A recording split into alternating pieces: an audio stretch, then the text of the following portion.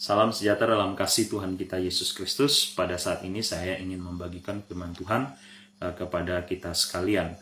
Firman Tuhan yang saya bagikan pada kita sekalian pada malam hari ini dengan metode khotbah eksposisi.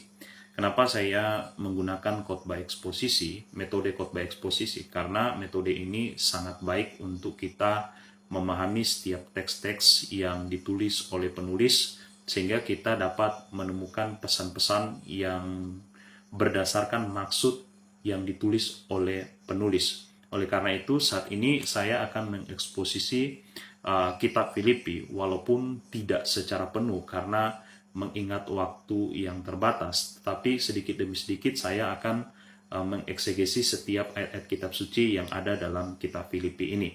Oleh karena itu, yang pertama-tama yang akan kita eksegesis dari kitab Filipi ini dalam pasalnya yang pertama hingga ayatnya yang pertama hingga ayatnya yang kedua. Pasal pertama ayat 1 hingga ayat yang kedua. Pada ayat yang pertama, di sana Rasul Paulus memperkenalkan dirinya sebagai penulis dari kitab Filipi ini dan mengikut sertakan Timotius di dalam surat ini.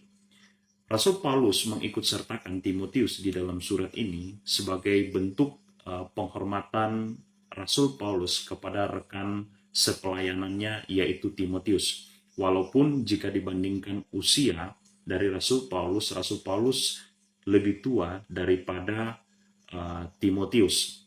Tetapi di sini kita belajar bahwa kalau kita rekan di dalam sepelayanan, kalau kita memiliki misi yang sama di dalam pelayanan, yaitu untuk kemuliaan Kristus, bagaimanapun usia kita, entah ada yang tua, entah ada yang muda, penting kita untuk saling menghormati satu dengan yang lain. Kenapa?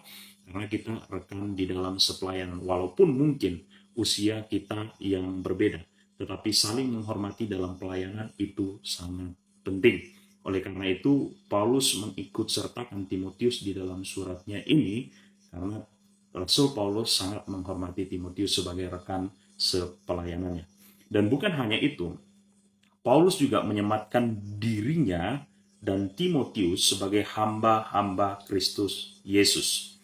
Nah, pada zaman itu atau pada masa Rasul Paulus dengan zaman kita hari ini, kalau di zaman itu orang disebut hamba-hamba, itu sama artinya dengan disebut budak-budak.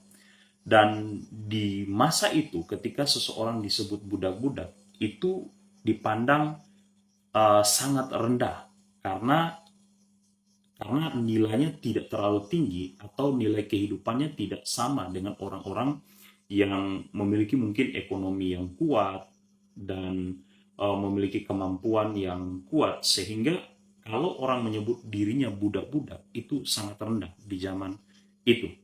Tetapi di sini kita belajar Rasul Paulus dan Timotius rela menempatkan diri mereka di tempat yang terendah dan menempatkan Kristus di atas mereka sebagai budak, yaitu sebagai bentuk apa? Mereka betul-betul mengabdikan diri mereka kepada Kristus Yesus Tuhan. Ya, jadi pada zaman itu memang ketika disebut budak-budak itu sangat rendah nilainya. Tetapi kalau di zaman kita hari ini, kalau kita disebut sebagai hamba-hamba Kristus, itu betul-betul sangat mendapat penghormatan yang baik di kalangan masyarakat pada umumnya.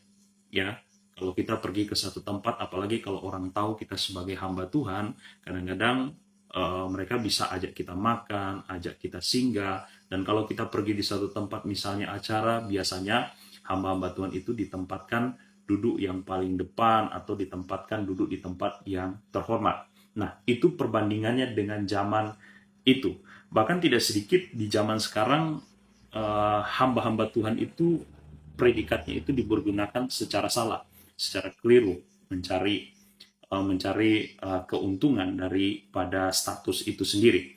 Oleh karena itu, kita lihat di sini bahwa Rasul Paulus rela menempatkan diri mereka sebagai hamba-hamba, sebagai budak-budak, karena mereka menempatkan Kristus sebagai Tuhan mereka.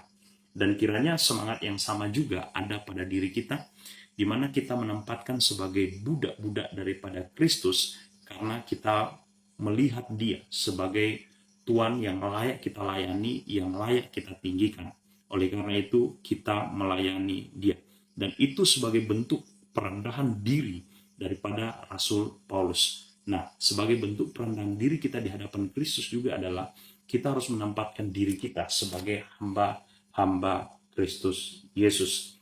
Dan selanjutnya kita lihat surat ini ditujukan kepada jemaat yang ada di Filipi. Dan uniknya Rasul Paulus di sini menyematkan satu status kepada jemaat yang ada di Filipi, yaitu orang kudus. Ya, jadi status ini sebenarnya adalah status yang diberikan oleh Tuhan itu sendiri kepada orang-orang percaya. Ya, itu adalah satu pemberian atau satu anugerah yang diberikan kepada orang-orang percaya kepada Tuhan. Status sebagai orang kudus. Nah, status ini bukan kita dapatkan karena memang kita ini baik, tidak ya.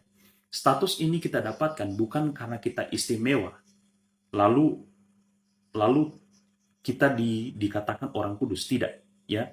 Tapi status sebagai orang kudus itu adalah anugerah yang diberikan oleh Tuhan kepada kita, bukan karena ada sesuatu yang baik di dalam diri kita sehingga Tuhan menyematkan status kudus pada diri kita, tidak ya. Tetapi itu adalah pemberian Tuhan. Karena kalau dilihat secara dari sudut pandang Allah, kita ini tidak ada kudus-kudusnya. Ya, kita ini adalah orang berdosa. Kita ini adalah orang yang kotor di hadapan Tuhan. Oleh karena itu, ketika kita percaya kepada Dia, kita diberikan status sebagai orang kudus. Oleh karena status kita sebagai orang kudus, maka kita harus hidup kudus di dalam hidup ini. Hidup kudus maksudnya adalah kita menempatkan diri kita berbeda dengan orang-orang dunia ini. Kita menempatkan diri kita, mengkhususkan hidup ini hanya bagi Tuhan. Itulah status kita sebagai orang kudus, di mana kita mengkhususkan hidup kita hanya untuk Tuhan, bukan untuk dunia ini. Jadi status kudus yang disematkan oleh Rasul Paulus itu adalah karunia Allah kepada jemaat Tuhan dan kepada kita sekalian. Maka status kita, saudara-saudara, selain kita ini adalah anak-anak Tuhan Allah, selain kita ini adalah anak Tuhan, selain kita ini adalah sahabatnya Tuhan, kita juga dikatakan adalah orang-orang kudus.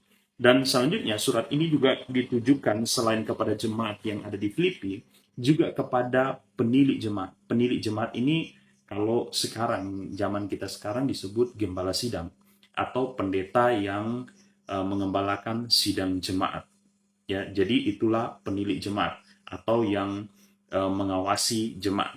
Dan dikatakan juga sini dan ditujukan kepada diaken. Diaken ini kalau di zaman kita sekarang, mereka yang mengambil bagian dalam pelayanan yang membantu para penilik jemaat ini untuk bersama-sama melayani pekerjaan Tuhan, untuk bersama-sama memuliakan Tuhan.